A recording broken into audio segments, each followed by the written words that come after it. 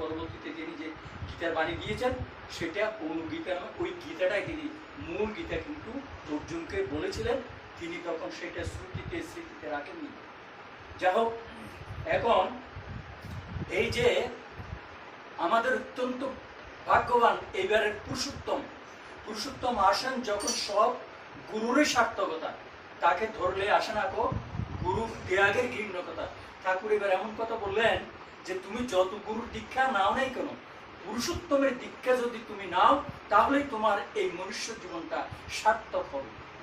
এবং পূর্ববর্তী পুরুষোত্তম ভগবান শ্রী রামকৃষ্ণদেব বারে বারে দীক্ষা নিয়ে তিনি দেখিয়েছেন যে যতক্ষণ পর্যন্ত মধু লুব্ধ যথা বৃঙ্গ পুষ্প পুষ্পান্তরে ব্রজের